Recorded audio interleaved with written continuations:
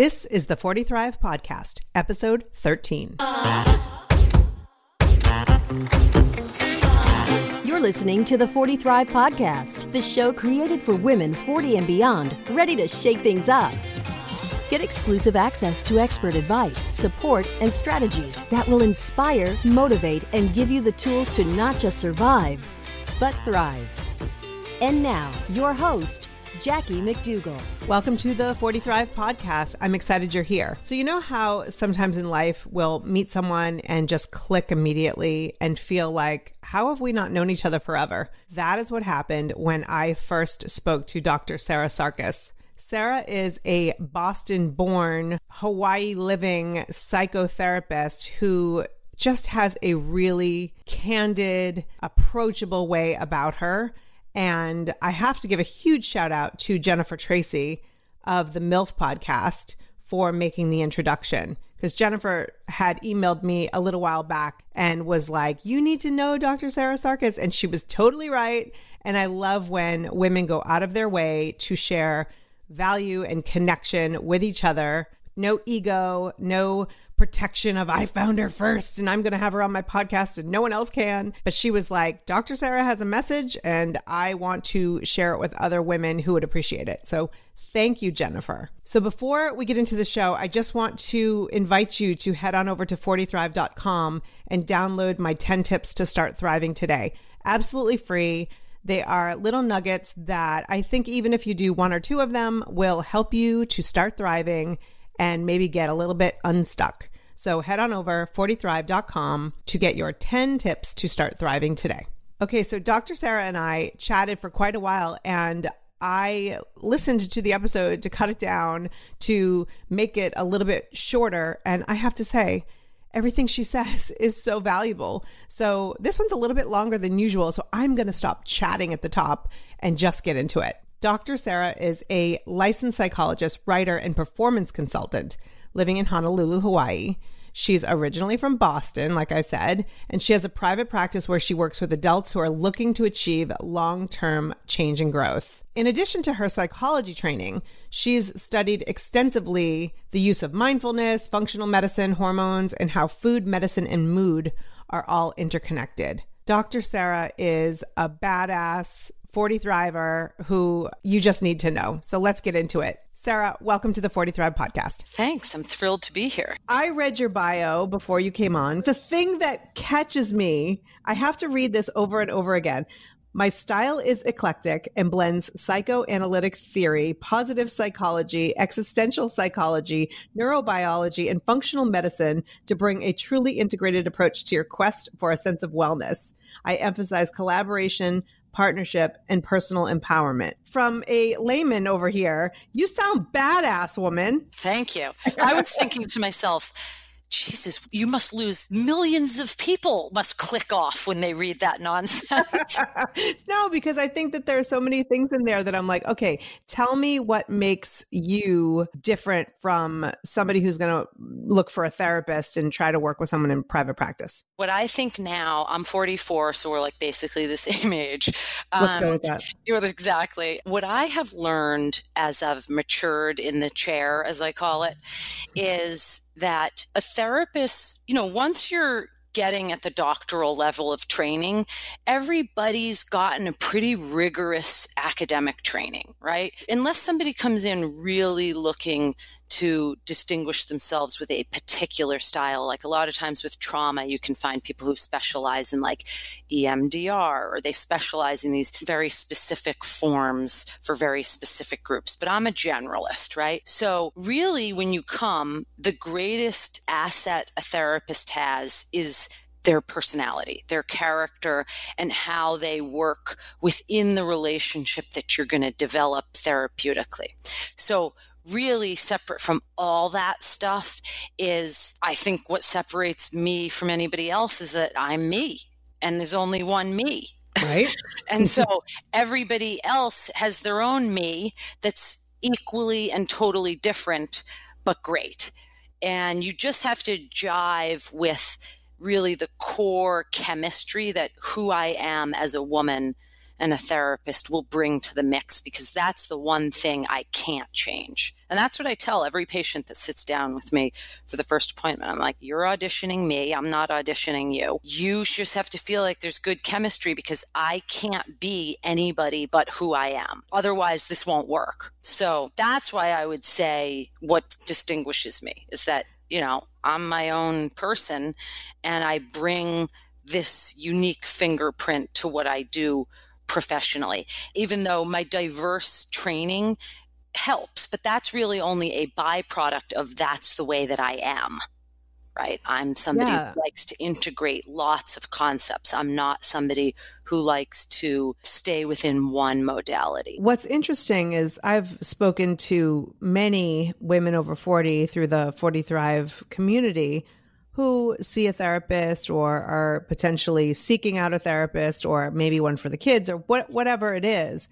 And that's fascinating to me that you, first and foremost, it's all about who you are as a person and your personality. Because people think, at least from experience, people I've spoken to, they think like, oh, well, that person's a therapist, so they must fit the suit. They have to, I make these crazy Brady Bunch references that no one ever gets. Oh, but I know this reference. I loved you when we first, the Johnny Bravo. Because exactly. Yes, I love it. So, but they think, oh, we'll just go find a therapist. It doesn't really matter. And then there's this whole therapy doesn't work for me because they didn't find the right therapist. That's like going out and marrying just a random person and saying, oh, marriage didn't work for me. The first one you landed in the office with, by the way.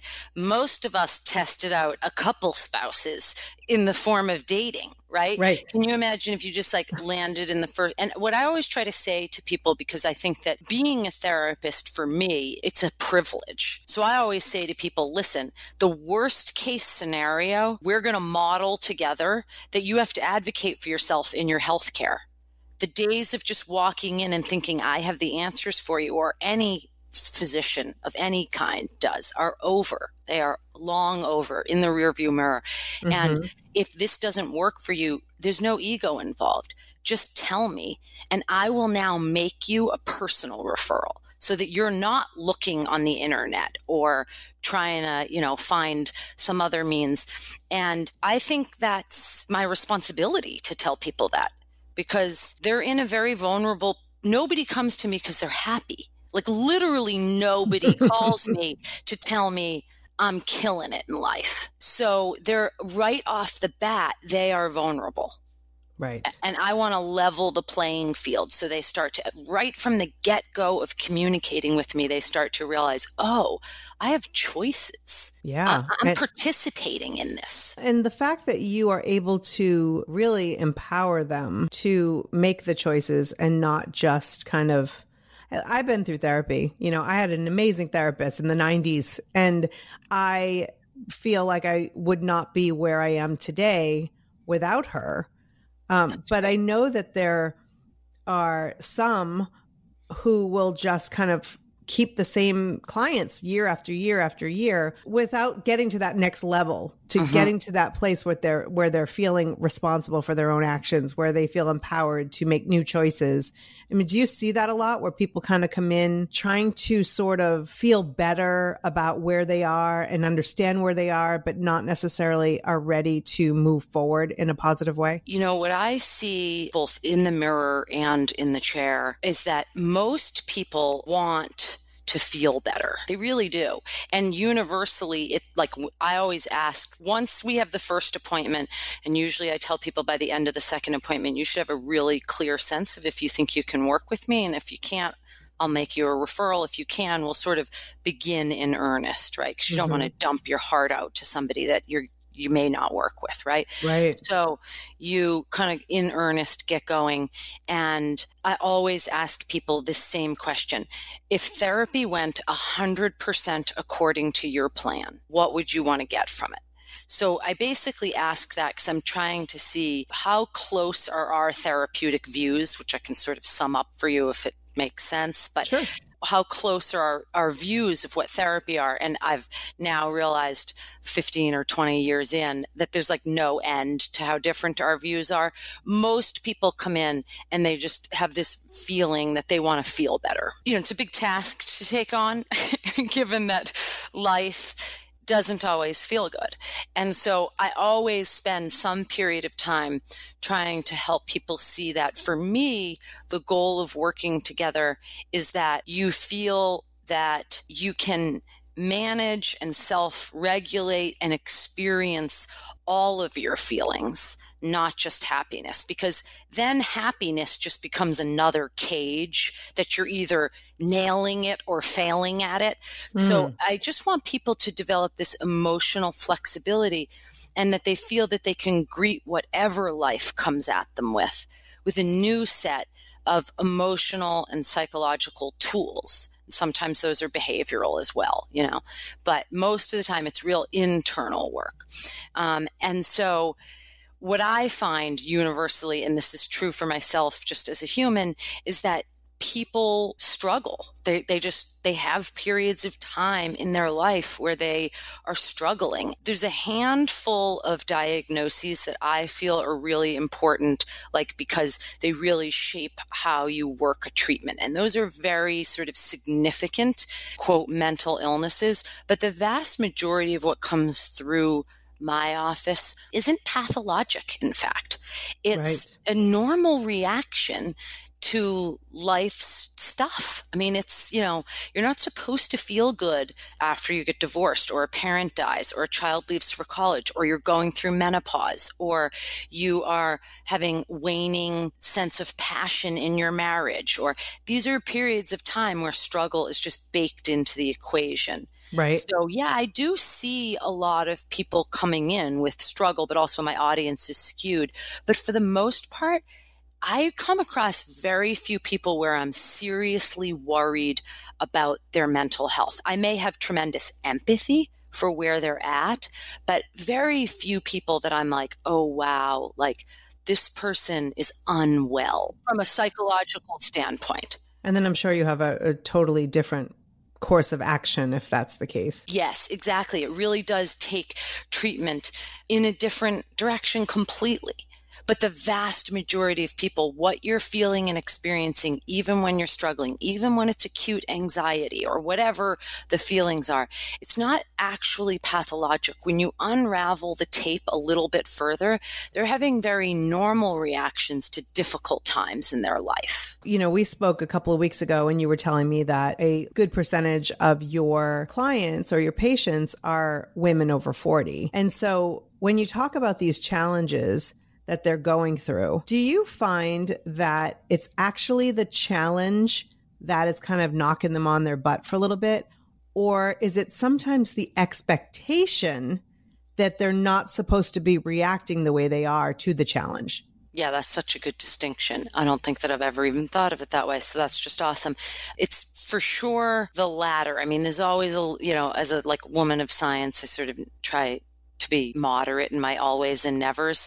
For sure, there's the other version. But yeah, a lot of times you see that the biggest critic is inside. And once you learn ways, first of all, you have to understand why you have that critic. And then you have to do the arduous work of undoing a really bad habit. And it's arduous. Trust me, I'm littered with bad habits. And it's an endless effort to sort of rework our neural pathways around that. And then usually, it takes care of itself. You realize oh, I'm just doing the best I can. And I can choose to beat myself up over it, or I can choose to just sort of be in this moment. Now that's a long process, the getting to the choice, right. Feeling like it's a choice. But once you have partnership where you're deeply observing your own process and really taking sort of radical accountability for how you operate inside of you, it's pretty amazing how quickly people make changes and make shifts. That's amazing, because I can count, I don't think I have enough hands to count the number of times where I hear somebody, including myself, who say, oh, this is happening. I can't believe I reacted this way. Or, oh, my memory's not the way it was when I was 25. And what's wrong with me? And, and it's like this, I'm going to beat myself up over some of these things that, by the way, happen naturally and happen to most people. But for some reason, our expectation of ourselves, oh my gosh, I lost my temper. What's wrong with me? As opposed to like, hey, I lost my temper. That really ticked me off. I probably could have done that better, but whoa, that's, it's done. So I find it so interesting when, and again, it's not just the people I talk to, it's myself as well, the expectations. So where do you think that comes from when here's a challenge in front of me and maybe I didn't react to it, or maybe I am comparing myself to my much younger version or whatever it is, but that self-talk that kind of, we beat ourselves up where we would never do that to a friend. Or a child. Right. Yeah, I mean, that gets into this discussion to get back to the description of what I integrate into my practice. So for me, and lots of different therapists would have different vantage points on this, but for me, I really see our patterns as, and I like to dwell in the realm of our unconscious patterns. So usually like whatever anybody comes in wanting to talk about, the only reason I ask why, what brings you now, which is one of my intake questions, is because I'm trying to get a sense of basically what are they telling me they're willing to talk about right now, and what are they telling me that they're aware of, like what's on their emotional sightline.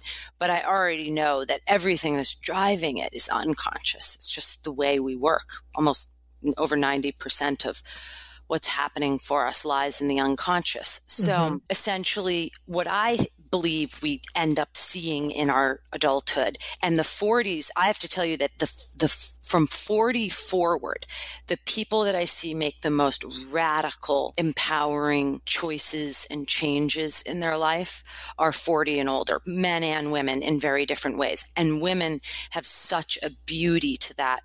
I love when I realize, oh, this is a good vibe with a woman who's in her 40s, 50s, or 60s, even 70s. I love the back nine. Back nine is fascinating. There's so much wisdom from these women. So to answer your question from the tangent is that the behaviors that we see and the patterns that we see is this complex series of neurobiological wiring. So I would think of it as wiring, but it's really sort of, if you think about when a baby is born to when you're, let's say, 40, okay, that you're having an uncountable number of interactions in your life that are both active, you are experiencing it and then reacting in the moment, but also the ones that you just watch and see, like when we see our parents interacting and behaving.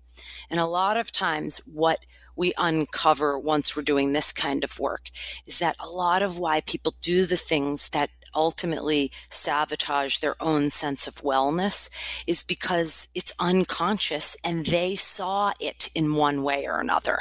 They saw it happening. It's these layers of neurobiological patterns of attachment that happen. And once we can really draw observation to it, that's the first step. That's like the biggest step, is making it from being just this unconscious pattern of like, I don't know why I do that, to, oh, I understand why I do that now.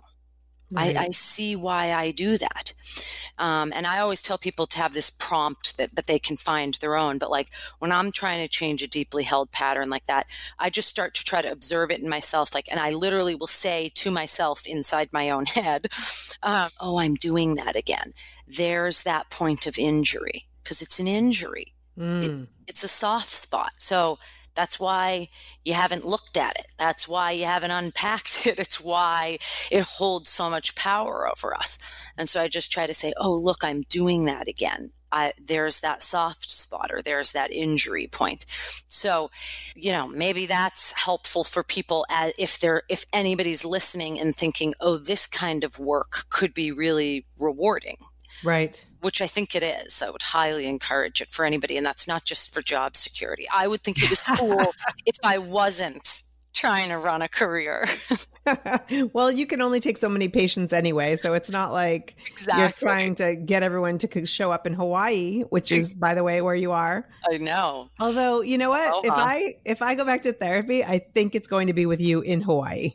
See, it has a ring to it. It's just the right thing to do. It is. Really, it is. If you're looking for an integrated approach where the weather should be, beautiful all the time. Exactly. I mean, come on, I can't really complain too much about California, but Hawaii is definitely especially where we came from. Oh, for sure. Massachusetts, where you're shoveling till the end of March, I know. It toughened us up though, right? Don't you think the best thing you did for your relationship with Massachusetts was to move? Well, yes, actually, that's a great point.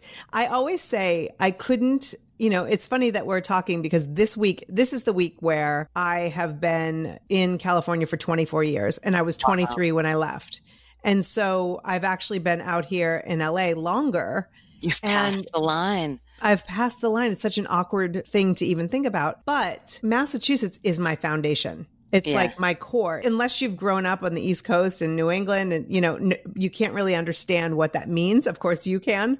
Yes. But there's a lot of respect I have for that area. There's a lot of my grit I've gotten from growing up there. 100%.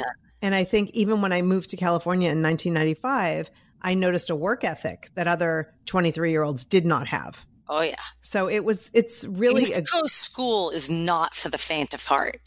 No, it is not. It's like the school of hard knocks, right? Yeah. But I'm grateful for all of that. I mean, with that, though, there's definitely some programming that we all, when we get away from where we kind of were born and raised, we start to see patterns in ourselves that we get just from upbringing. And it's not like pointing the finger at anybody or anything, but just, we grew up in a different time. We grew up in the 70s and 80s. So how we show up in the world today is very different from maybe how we were taught to show up. Yes, for sure. That's an interesting, and push. I always say too, like, because there's always an awkward intersection with any process of introspection, because you are looking at the way you were raised, right? So a lot of times parents and other caregivers sort of come into the frame to look at it. And I always say to people, listen, this isn't personal. It's just, we have to look at it because sapiens are pack animals. And so your family, your culture, if you have a religion, all the sources of community or a pack that helped shape you are present in your neurobiological patterns. And so we got to take a peek under the hood, girlfriend. Like we have to lift it up and really sort of look at it if we want to be able to make conscious choices around how we want to author the next chapter. Well, what's interesting to me is how you talk about women over 40, 40s, 50s, 60s, even 70s, and how they approach therapy and personal development in a way that is different from maybe what they would have done, when they were younger. And so do you think, if I look back a couple things, if I look back in my 20s at some of my habits and going through therapy and looking at my upbringing, there was a lot of blame. There was a lot of finger pointing. There was a lot of, I'm this way because of you, And then in my 30s, it was like I was busy having my own kids and kind of busy and all that. And there wasn't a lot of personal development happening.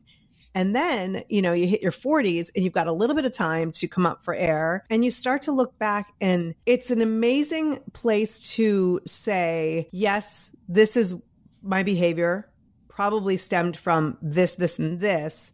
But not looking at it as no more finger pointing, no more blame, no more I'm screwed up because of you. Now it's like, oh, I understand what makes me tick due to these circumstances in my life, but it is my time to take control of my life and really make choices that benefit myself, my family, my friends, my community now. Yes. And so do you find that with those patients that are coming in that they give less fucks? Let's be honest. Like that's my favorite phrase. That is like giving zero fucks, #0fucks is my favorite phrase right now. And you couldn't have summarized the decades better. Like, just go write that in a book. You have a bestseller.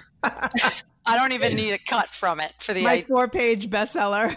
Yeah. 20s have righteousness. I love working with 20-year-olds, and in the 20s, I love that. I love every decade. We knew everything in our 20s, didn't we? By the way, it got you out of your adolescence. So have gratitude for it, right? Mm-hmm. I mean, thinking I knew everything got me to get a master's, a doctorate, and really steer this vessel away from the icebergs that are your early 20s, right? Like anything that can get you in your 20s, you're unrooted, you can barely support yourself, but you have enough freedom to be dangerous. It's like, good golly. I mean, so I can't believe we survived it. And thanks God there was no social media.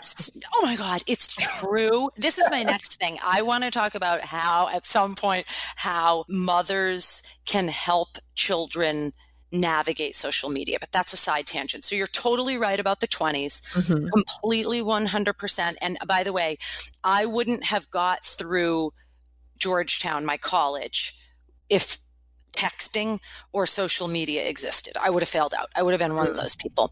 So thank God it didn't exist. I bet a lot of us would fall under that category. Completely. So 20s are that way. 30s, same exactly. I find the same thing when you said there's not a lot of space for personal improvement. The way I sort of see it is for a lot of women in your 30s, you're sort of head down building your legacy, your family, or if you're not having children, you're building other elements of your career in earnest. And for me and for you, like I was having a family and building a career. So there's just not a lot of space for that kind of self-reflection unless you're really in therapy, right? And then the 40s arrive, and now being 4 years in myself, I just think they're very liberating. They're just that's the way I experience them. And I also experience it as this sense of like, I have such a clear sense of that if I want to do this can be anything. The listener can fill in whatever it is. Bike across Europe, date a young guy, date an old guy, leave your guy for a woman, whatever your gig is, right? Like start a company, retire, whatever this is. But if you want this to happen, you have to do it, and you're capable of it. So that's the experience that I have, that women starting somewhere in their 40s, this different set of drives kicks in, and I really like it. And also women in their 40s, your lens, your brain is complex enough to be nuanced. But the reason in your 20s you don't have nuance is because you're righteous. You can't be righteous and nuanced at the same time. It's always one or the other. And in your 40s, you're so nuanced, right? Like you so see the sense of radical accountability is available. And that's always, it turns the finger from pointing outward to just looking inward, right? Like, okay, so what can I do? Given everything that's happened. And so blame does recede to the background. And once you can move past blame, you can really start to see choices that aren't present when the brain is wired to look at blame. Blame is myopic. And empowerment is a wide lens, super wide, right? It's panoramic because you're seeing a lot of choices. They're just very different brain chemistries. I can only imagine how much better it gets with your clients in their 50s and 60s. And by 70, yeah. It's like, I mean, I feel like I almost feel like it's not work. Like I have to tell you, like I have a handful of clients right now, women who are in their mid to late 60s. And it almost feels like sometimes in my head, I'm thinking to myself, am I getting more from this than they are? That's amazing. I want to like pull out yarn and knit with them all day. I was going to say, do you like mall walk on your... I could just picture you in your little white sneakers walking around the mall with your little butt shaking.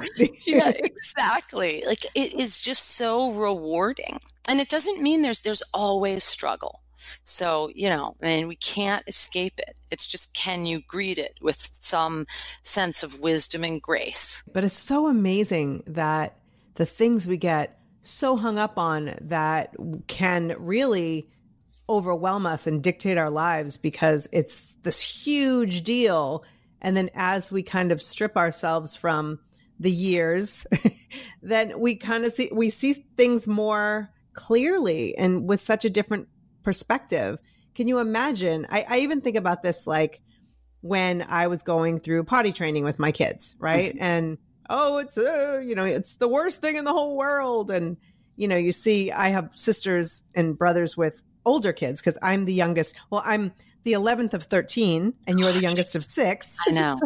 So you we get were separated at birth. It's true. We really were. Yeah. But they were both like too many kids. Split these two up. We're going to divide and conquer. But I would see my siblings going through teenage stuff and things like that and looking at me like, oh my gosh, this is really not a big deal. How are you so wound up? And the only thing that changes your perspective is time away from it, right? Mm-hmm. And it's time and maturity. Yeah. And so I really feel strongly that to not look at life right now as if it's so hard and this and that and the other thing. And then 10, 15 years from now, I look back wishing I had appreciated it more. Mm-hmm. Mm-hmm. Yeah. And it's a good question. I mean, listen, so the statistics on, let's just call it kind of like adolescent angst, and we're going to take adolescence from, let's say, like 15 through, your mid 20s, right? Or as you near 30. So is that how long the angst lasts? Well, think about how asking for a friend. Yeah, exactly. Well, think about like it changes. So the early adolescence is different, but like then there's all this angst in the 20s, at least from my experience as a woman. I didn't see it as much in men in their 20s. They seem to sort of solidly rock bachelorhood, like for the most part. I mean, of course, there's internal musings, but theirs really centered a lot around career. For a lot of women in the 20s, it's sort of career and it's relationship. There's like this strong feeling of like, am I going to partner? So there's just a lot of angst. But I will say this, that, and I have a 10-year-old or 10 and a half-year-old, and I can sort of see this preteen angsty kind of normal narcissistic lens of like, everything's so uniquely torturous for me. And I'm like, let me get my tiny violin. Itsy bitsy violin. But the truth is, I think the brain has to go through periods of that. But I do think the brain has to go through periods of struggle. So I don't think we can eradicate it. But I will say that what you're sort of, there's undercurrent to something you're saying that is true, which is that I think for a lot of us in our 40s who are starting to head into the stretch of time with our children, like where the intensity turns up, they kind of become sexual creatures, which is normal. They have more freedom. They start to experiment. School gets harder. All these social groups, all these things are happening, that it does feel more slippery and dangerous than it did for maybe our parents. Like our parents had different worries with us, but it feels like the world we're launching our children into it's like higher stakes or something. And the numbers feels like it. Yeah. And the numbers support it. So we're not just crazy and neurotic about that. The numbers really support it. Age of onset of, mental illness, quote unquote, that would include any kind of anxiety disorder, et cetera, is earlier. And, adolescent suicide is on the rise, and it's still not the highest. Actually, the highest is middle-aged white men. Really? Yes, surprisingly, or not surprisingly to me. But so, yeah, I mean, listen, I think some of these periods of time of struggle, they aren't pathologic either. They're sort of, and I say to my son sometimes, like, I know it feels like this is everything. And like, that's just how your brain works right now. You just have to trust me. It's not. But you try to support that. And then by the time, like, I look back at the things that worried me in my 20s, and I just think to myself, like, wow, like if I had just known it was all going to turn out this way, right, I would have had a 22 through 27 that is like a total rewrite. Like if we think of it as a script, very little would be kept in other than the career part of it. Right. Like, I'm glad I went and got my doctorate. I'm glad I was like super self-righteous in knowing that I wanted to be a shrink, right? Like, you're 22. How could you possibly know that? But sure. pick something. Well, you did it, you know? I did. But do you think that you would rewrite it because of the concern that you weren't going to get where you wanted to be? I wouldn't necessarily change any of the experiences, but if I could have changed how I orbited around those experiences, I would have saved myself a lot of angst. But that's what I'm saying. I think that struggle is built into that chapter, and that if we found a way to erase that part of your 20s, we would change who we are in our 40s. So maybe I've now talked myself out of changing any of it. Well, exactly. And what you just did, though, is such a great representation of what we do in our 40s. So I was talking to somebody recently, and she was making a really strong point.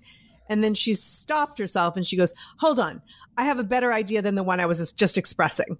And I started laughing because that's so us. So like we work through our thoughts sometimes in conversation. We are talking to somebody and then we kind of step back like you're watching yourself from above. And you go, you know what? That's not necessarily how I do feel. Let me fix that. And we have the wherewithal to say, no, that's actually wrong. I want to start again. Yeah, we have cognitive flexibility. That's again, so righteousness, which is a developmental thing that's present in every person I've ever worked with in their 20s, even masculine, feminine, all of it. Because righteousness doesn't have that kind of brain achievement yet. So you're totally right. You're totally right. Yeah, I probably just like working with women older than 40 because quite frankly, they self-correct better. It's less work. Yeah. There really is this capacity to self-correct. And it's amazing. And it's so freeing. It feels like handcuffs have been pulled off. So I have a 12-year-old daughter who I made a point to her about a week ago. I had said, you know, this is what I'm seeing when this happens. Do you agree with my assessment of the situation? And she stopped and she gave it like a good 20 seconds. And she said, yeah, I don't feel like myself when I'm around that person. And I don't think I'm the best version of me. And I was like, holy shit balls. Like this girl is 12. If I were 12, when I was 12, I would have been like, no, I'm not. I'm exactly the same. No, you're not telling me. Like I would dig my heels in so far. They'd be touching China. You know, it was like, you know, we'd become so indignant, but I don't know. Maybe it's because we are so willing to self-correct and admit when we're wrong and really just try to be a better version of myself today than I was yesterday, that somehow it's rubbing off on our kids. I'm not really sure. Okay, so what you're saying, first of all, that's like such a beautiful moment that you could refer. I think you did a lot of things right in that scenario. One was you basically hit it out of the park in terms of the sort of like cautious way you have to approach teens and preteens. Oh, yeah. Like, you know, it's like you have to say, is their hair going to catch on fire if I say this out loud? Right. And then just like tiptoe away like it didn't happen if that does happen. But you caught her in a receptive moment and you got the ball on the sweet spot. So I think you did a lot right. It's also just a beautiful testimony to probably a quality you will see in your daughter's character expression increasingly as she matures. And I wouldn't expect you to see consistent returns on that until she was 25, if she's an old soul, and 30, if she's like just kind of here for the first time. Right. So that's just beautiful and a testimony to her. And it will be like, you know, seeing a unicorn. Like you may not see it till she's 16 again. I tell my kids that when they're teen, you know, I have 3 kids, 14, 13, and 12. Wow. And I tell them that the teen brain, and this is not science. I am not a woman of science. You are. But I do tell them that their brain is actually created to screw up and make mistakes and bad decisions in their teens. Yes. And that, you know, we just have to hopefully give them enough guidance that the decisions that they make won't be long lasting. Yes. So when it comes to drugs, when it comes to sex, like we need to have conversations regularly. Yes. That can kind of guide them in the right direction. But you know what? They're going to lie. They're going to say they're going to one place and they're going to be another place or whatever it is. So I'm working to try to be not that Massachusetts strict mom, but it doesn't always work. Yeah. But, I feel like even just telling them like, oh, this might happen before it actually happens, then when they start to see signs of it, they don't feel like freaks. Yeah, exactly. Totally. And I also think, so one of the things that you said before that I want to make sure I say out loud is that when you said like also her seeing you behave that way, you sort of were being funny, but like, you're like, hopefully somehow it rubs off. It does. That's what neurobiology is. So our brain and our mind is housed inside of that. And then our body, those three things, body, brain, and mind, they are constantly absorbing what they're seeing, wordless, hearing, through language, feeling, through emotion and touch. All of our senses are in an integrated process of taking our world in. So when you hit it out of the park, like in that scenario, also your advice to your teenage or teens and preteens is perfect. The brain is designed to make mistakes. That's how it learns. But when you model to them a grand slam like that, of course it impacts them.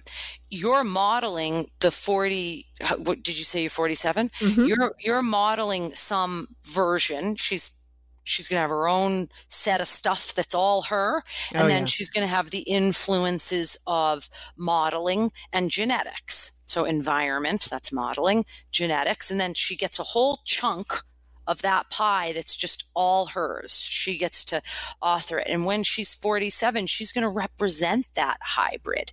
And those experiences with her are going to shape that woman. They are shaping her right now. So it definitely makes a difference. It definitely, if every time we screw up and we think to myself, like I'll think to myself, like, today's the day, like this is the day, X marks history right here, where like you just screwed your kid up past all repair, right? Like, this is the one. Document it, because you're going to wonder later where it all went wrong. It was today. If those days matter, so do the grand slams. What a great way to look at it. And, again, to go back to that brain that we have, it's so nice because we don't acknowledge when we're doing things right. We just acknowledge that we screwed up. And so to think about that, I mean, I screw up, but I try really hard to take accountability for it. Same child came home a couple of weeks ago, and I was still in work mode and she was in after school mode and wanted to get her homework done. And I wasn't ready to provide that support. And so I kind of I was frustrated. I was like, can you just, give me a second? But instead of saying, hold on, I need to finish my work mode and then I need to transition into that or whatever, I could have communicated better. And so later I said, I'm really sorry. I just wasn't in that space and I should have communicated that. And she said, no, you know what? I also know that you're working. Like, I don't know who she, I love her. I want to be here when I grow up. But me too. She said, I know you were in that space and what I need to do is wait for you to receive. And so I have this thing with my husband because, you're married, right? Yeah. So just because we have something to say doesn't mean that our significant other spouses are ready to receive. We're not always in that place. And so if he's maybe working on his computer or just came home or whatever it is, I came up with the system a long time ago that I've actually even used in the office environment when I'm working on TV shows, where I will ask him, like, are you in a position to receive me? He either says, I need 5 minutes, or he actually gets himself ready. Yeah. And I love that. It's so my husband would make some sexual innuendo, but well, I can't say that that's never happened. Yeah, but that's happy too. Maybe that's what had to happen. Maybe your message was, loud and clear. But so my husband is also from Massachusetts, so you can imagine what I'm talking about when I say he'll have something inappropriate to say. Yes. So I love that. I'm probably likely going to steal that. I'm glad, because I was working on a show a few years back, and it's myself, an editor, an associate producer, and we all work in one room. And so we're doing our independent work, but then we have to collaborate. And I just it makes me crazy when someone comes up and they just start talking and they just expect that you are in a place, especially we've got a lot of ADHD in this family, so it's, we're not always in that space. And then it becomes frustrating. It becomes really difficult to communicate. And so I literally have these two coworkers who still to this day joke with me, like, are you ready to receive me? But I think it's changed. It's completely changed my life. And for my daughter to say, I didn't ask you if you were in a place to receive, I was like, holy crap. Like, my work is done. Yeah. My work is done. Exactly. So my work is done. Yeah, I love it because actually, as I'm like taking in what you're saying, you're really talking about this notion of having boundaries. And boundaries are about self-regulation. And that's just two major regulatory processes that are so important. And when we see disturbances in boundaries and disturbances in self-regulation, which every human being has at birth up to a certain age, and every human has some element of self-regulation that has glitches for them, right? For you, like for me, it sounds like you and I are similar. Like I'm sort of scrappy and have a lot of moxie. So mine is like patience, and I can sometimes just be like snippy, like to my kid, right? And it's like, I really have to work on that. Like, girlfriend, don't be like that. Like he's 10, right? So, but everybody's got their own little spot where self-regulation gets little glitches.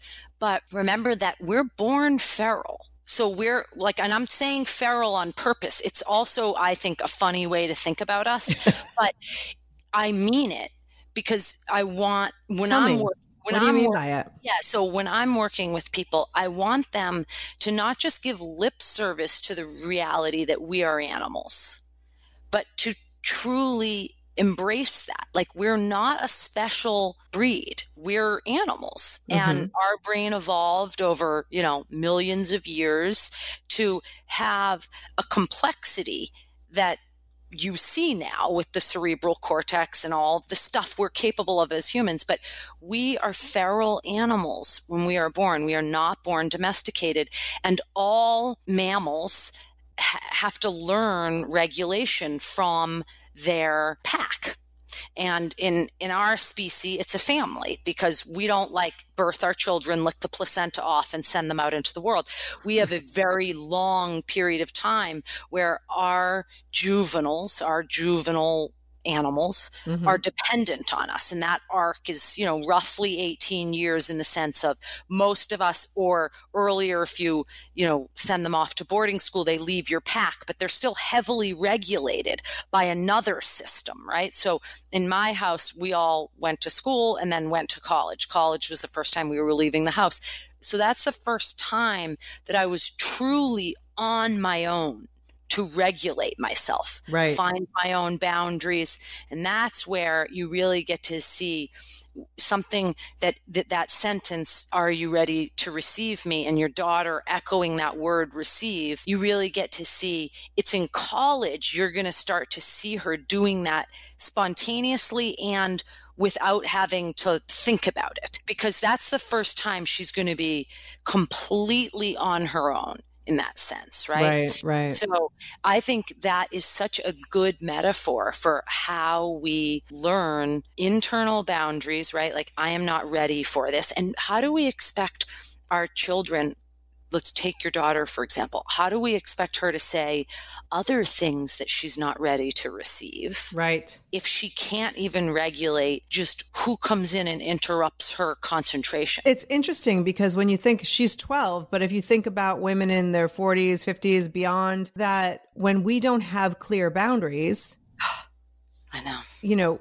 That's when we find ourselves, and I'm not talking about the medical diagnoses. I'm not talking about, but we feel more pulled in all these different directions. We feel more anxious. We feel more angry. We feel, because we haven't created these boundaries to really protect ourselves. To know what is and is not okay. And just the ability to say no. No, I'm not ready to receive you, right? Like, no is a complete sentence. Why? Because no. Right. Because no. Because I said no. That's why. Yeah. You got to give me a time because we're talking about it. But if you need 15 minutes to eat your snack, then let's do that. Exactly. So it's true. And I think that one of the things that the experience I have of being a woman in my 40s, but also when I work with women at 40 and older, is that oftentimes that this is a period of time in your life where you're willing to re-author boundaries, right? Like when your children were really little, you were willing to sacrifice more time or more energy into other things, right? And then they get older and you start to have this space. You're like, oh, I can re-author these boundaries again. And that is what truly, I think, is what is such a joy about these chapters of our life, is that you really can author a reinvention tour. Like people do, I know for sure I will do my best work ever in the decade that is unfolding now. I know that. Like I can feel inside myself that my best is for sure yet to come, because of where I am in my life and how what my brain is primed to do in these decades. And yes, the memory is a little bit more cottage cheesy, but there's ways around that. And what are some ways around that, actually? Well, there's a ton you can do for your memory, right? But there's also now like so many tech things you can do so most of us will notice that our memory for like to-do lists gets worse, right? Like if it's not written down, it sort of isn't happening, right? So there's a ton of things you can do in that regard, but also like long-term project. You're just catching me in the chapter where I'm obsessed with this intervention. So now you're going to be subject to it. And any any patient that's listening is like, I know what she's going to say. Buckle up. Get in a sauna, not a steam room, a sauna, dry heat. I know. It's not what you thought, right? Wait, seriously? Dead serious. So get in a sauna. Go, and I can add for your show notes, the woman that I would go to, Dr. Rhonda Patrick. She's got the best synopsis of all the research around this if there's people that just want to geek out on the research. Wow. This is true for men and women. But women, get in the sauna. Can I go to Vegas instead? It's similar. Yeah, totally. Exactly.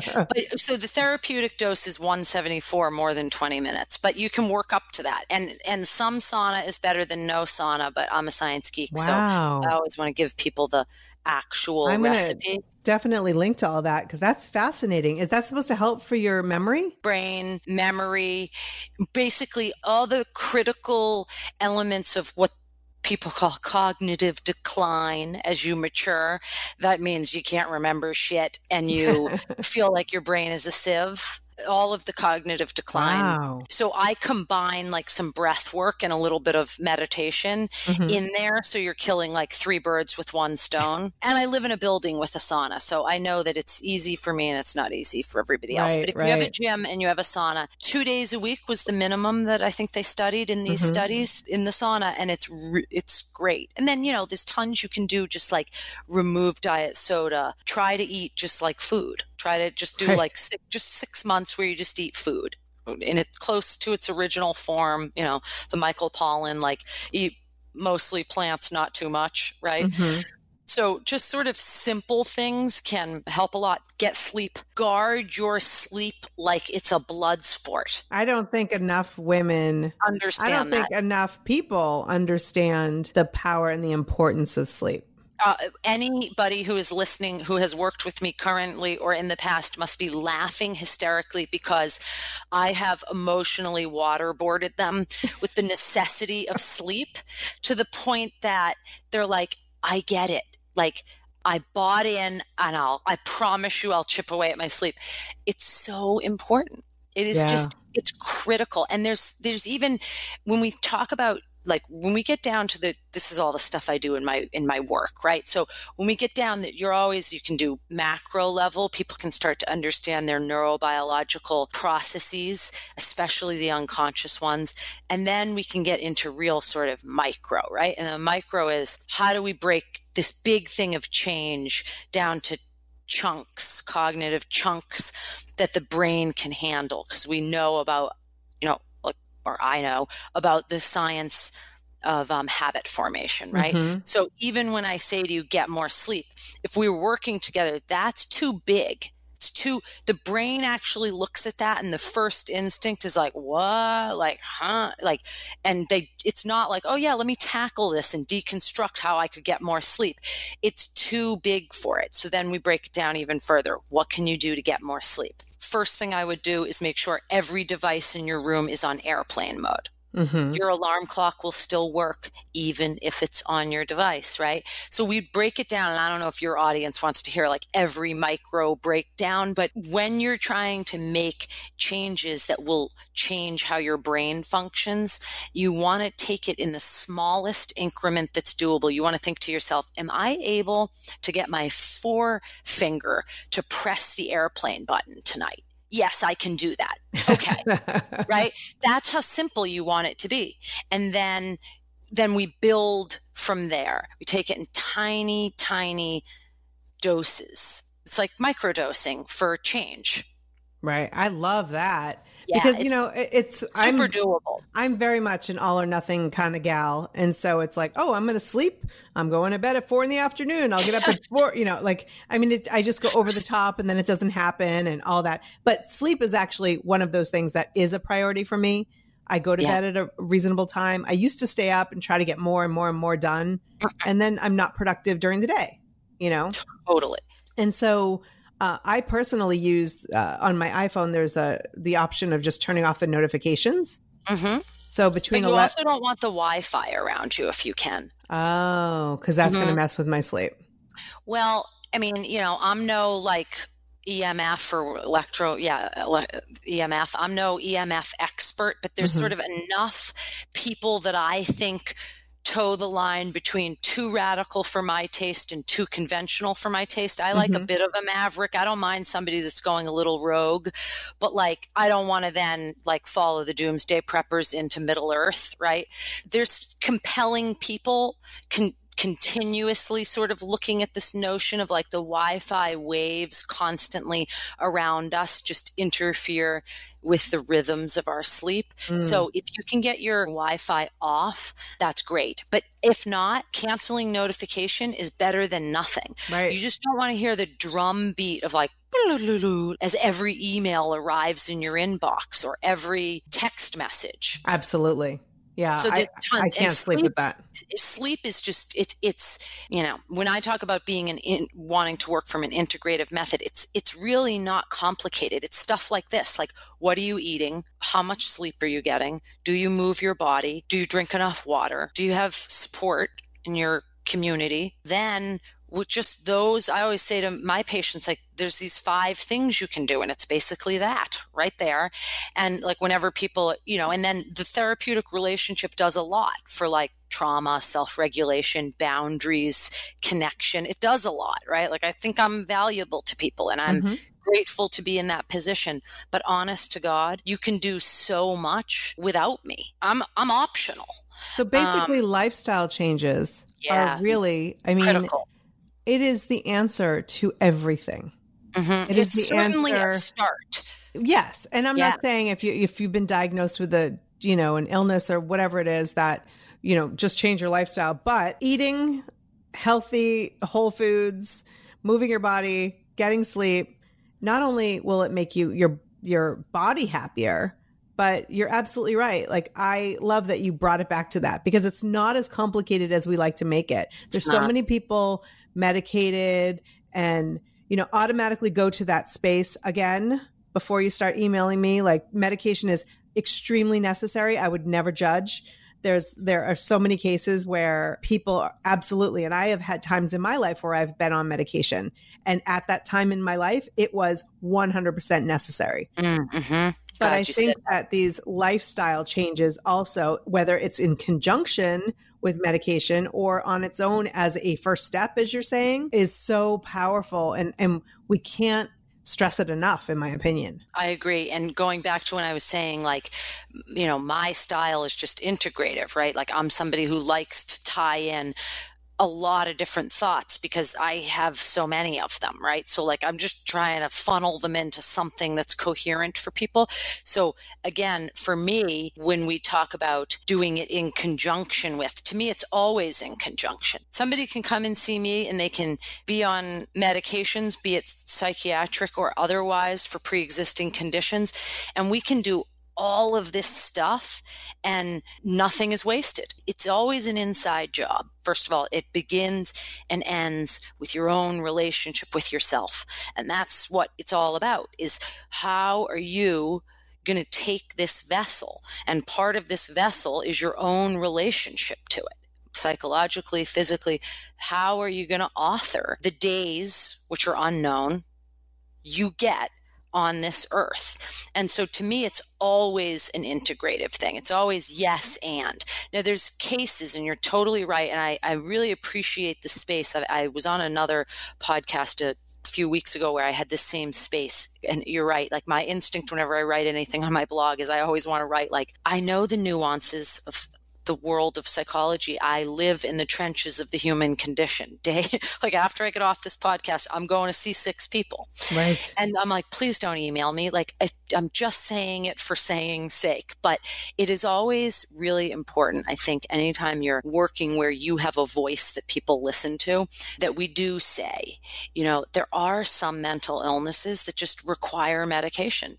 As far as I can tell right now. Now, when I'm 65 and science has advanced and my own curiosities have taken me new places, maybe I'll have a different opinion of that.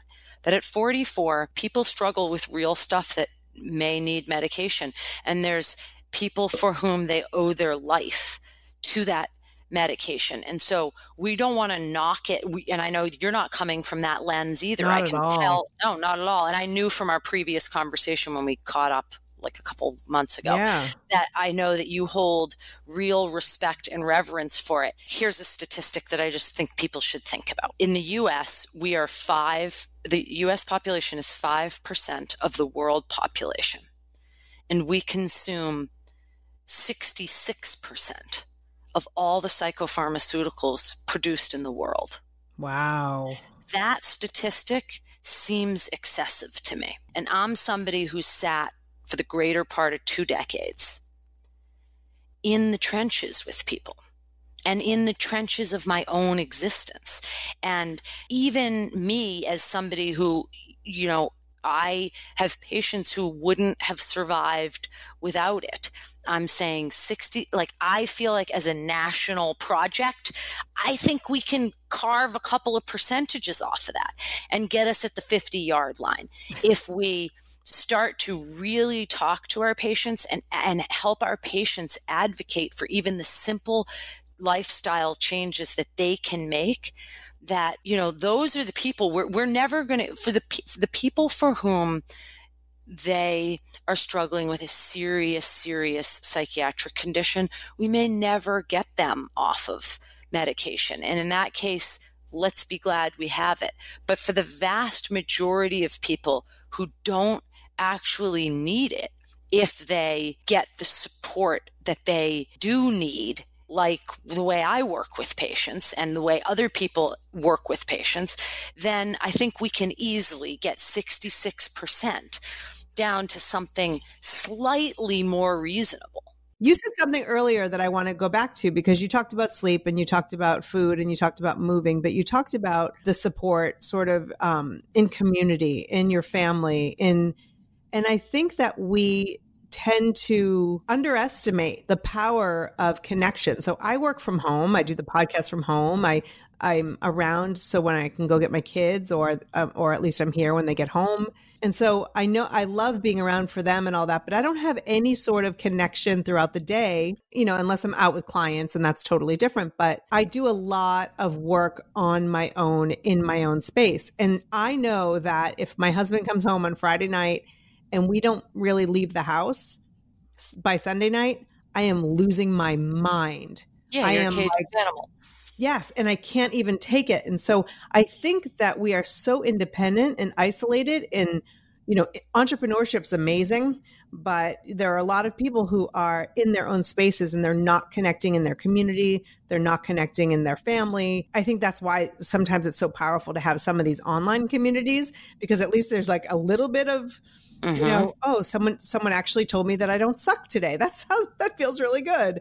But I think there's something to be said for creating that commitment to seeing other people and connecting with other people throughout your week, because it can be really isolating and really lonely when you're not doing that. And then how easy is it to call a doctor and say, I'm feeling depressed. I think I need medication. Yeah, it's very easy. Been outside. Yeah, and you're just in that case, you just sort of, usually they won't call a doctor and say, I think I need medication, but they'll call a doctor and say, I don't feel good and I'm blah, blah, blah, blah, blah, blah, blah, blah, right? And they might leave with a prescription for which they wouldn't necessarily need if you got support. But yeah, community is huge. And like, if you read any of those books on the blue zones, there's the one called The Blue Zones, which is great. I'm drawing a blank on the author, but I'll add it to the show notes. Definitely. And I'll send you the link too. So the really interesting thing is, they talk about like the food that they have there. And there's lots of elements to these blue zones. Blue zones are where people are routinely living to 100 or older. One of the elements is deep roots in community. And it is so important. It's critical. Loneliness is a killer. Chronic loneliness, normal episodes of lonely. And I've had lonely periods of time in my life, or life where I felt periods where I felt more or less connected to my husband, like, after my mom died, because grief is often solitary. I felt more disconnected. Right. But the loneliness of just that you feel as though you literally have no human connections, that's a killer.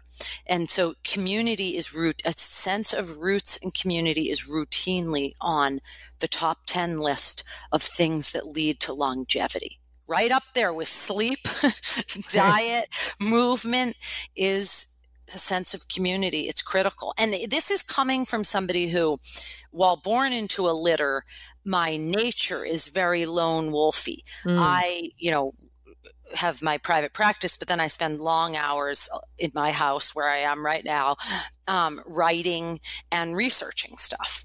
And, I'm somebody who can isolate myself. I can withdraw easily and just sort of slip between time and be like, oh, it's been weeks since I've done anything social. And I'm telling you, it's really important. So, it must be really important because I'm introverted and a lone wolf. And it's super important. It is really critical. That's why we turn so much to our partnerships for that sense of connection, because that's wired into our animal, going back to that we are just animals. We're not actually like a special anointed population of animals. We're just animals in an animal kingdom. We are pack animals. It's deeply wired into us. Absolutely. And I think that's why this time, 40s, 50s, 60s, 70s, beyond, as long as you're still alive, it's time to really figure out what kind of makes you tick and what makes you happy, and whether you want to go and take a dance class at the gym or ceramics or knitting, or mall walking. I love that when I see, a group of elderly women doing some sort of activity together, I do too.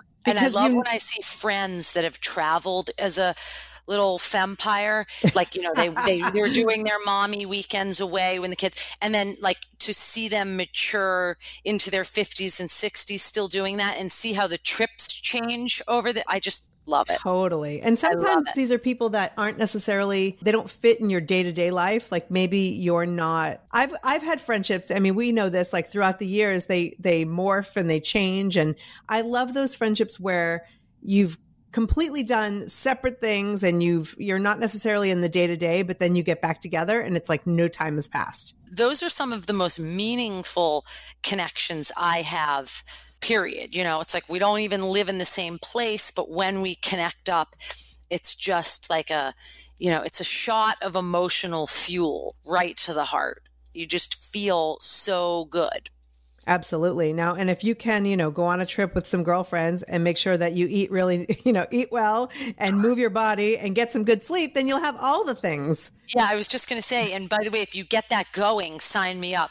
That's like I aged into, like, for me, getting into my 40s where everybody seems to be sort of becoming more civilized. It's like they're just catching up to me. I was the 24-year-old who was like leaving the bar at 10 p.m. being like, nah, I don't want to be hungover tomorrow. I want to go for a good run and get up early. And people are like, okay, goodbye. And like, yeah, so we now would not have been friends in our 20s. See, that's why we're meeting right now. Exactly. Yeah, exactly. So, I'm your gal for that trip. Awesome. You're making up for lost time. I am. I fit right in now with my peers. Right. Because the rest of us now are like, oh, I don't want to feel that bad in the morning. So you were just, you were an early bloomer. That's all. Yeah. So, but that's a very good reframe. See, now if that was yourself, you'd be like, I was lame. I was blah, blah, blah. But that was a great reframe. You're right. I was early. I was early to the party. Yes, you just I think that you appreciated your life and how you felt. Like you actually had boundaries that you created at a young age so you would feel your best. Yeah, that wasn't how my 24-year-old brain metabolized it. Going back to our earlier discussion of, I think that struggle is just built into the developmental stage, right? But now I can have fond appreciation for the fact that, I was not debaucherous at all in my 20s. I'm just going to leave it at that. Sounds like a perfect way to end. Yes. So I just appreciate not only and I say this to all my expert friends on the show, that you don't just show up with your education and your science and then just like spew out a bunch of facts, and you really put your own personal experience, your heart, your soul into what you do. And I think that's the stuff that makes you special. I know you say it's your personality and absolutely, but I think that you come from this human side, this side where it's like, hey, we're all in this together and we're all struggling. And I'm not here to judge you or to be better than you, but I'm just here because I know a few things and I can guide you. That's like the best compliment ever. We can even take out that I know a few things. It's more like, yes, like we can just figure this out together. But that's so nice because I do hope that I convey an authenticity to what I'm doing. So another new feature of being 40 is that I'm weepy at everything. Everything makes me feel nostalgic and weepy. So that makes me feel happy, sad. Aw. But, yes. I just really appreciate you. And I have to ask you, because I ask all my guests. Yes. And I'm going to put you on the spot because that's my favorite part of the job. Good. Is what does it mean to you to 40 thrive? It's a great question. Okay. So 40 thrive for me means to really to make good on the fact that I really just don't care anymore what anybody thinks about me. So I want to take that, I don't want to go out and be an internet troll then, but I want to say what I want to say. And if you don't like it, okay, I hope it made you think. And if you do, sign up for my newsletter and read my blog. But I really do. I feel like I feel very liberated from caring anymore about what anybody thinks of me. It's freeing, isn't it? It's very, very, very freeing. And I'm telling you, I know that, and I know this for most of the women that I've worked with, that, this is the start of, if you're just getting in your 40s, if not, like postcard from the future, hats off to you. Don't ever convince yourself like, oh, I'm middle-aged, it's too late. It's not. This is literally the perfect time to do and say and move your life in the direction that you think will be authentic for this chapter. And I feel that really deeply inside me right now as a 44-year-old woman. I feel like, you know what? Like, I'm just going to do this. Screw it. Awesome. Game on. Game on. Well, so fist bump. How would our listeners reach out to you and also sign up for your newsletter? Yeah, so they can go to my website, which is drdr and sarahsarkis.com, and that you'll see, and my website too, it's about to have a facelift. Oh. So they can go there, they can sign up, and I'm doing some stuff down the road, like a canyon ranch over the summer that people can look into. I'm doing it with a really fun friend of mine that you would jive with a lot, also in Boston. And then my telephone number and everything is there. Like if anybody is in Hawaii and wants to see me, but also I'm in a training now. So I'll be increasingly available for online work and telework, because I'm doing a training that's going to allow me to work outside the confines of my psych license, which confines me to work in the state that I live in, or I have to get licensed in every state the patients are in. Oh. Yeah, so it's a real limitation. So I'm getting this optimal performance coaching certification to be able to work outside the confines of that. And then also I do like corporate work, so people can contact me in that regard as well. Well, that's fantastic. DrSarahSarkis.com. I will add that to the show notes so people can just click right on over. Perfect. And I really appreciate you. Thank you so much for coming on. Thank you for having me. This was a blast. Don't forget to subscribe to the show wherever you love listening to podcasts on your favorite app. And if you're not necessarily an app person and you're listening to this more on your computer or using a link, you can get all of the podcasts at 40thrive.com/podcast. Thank you so much for listening. Take care and keep thriving.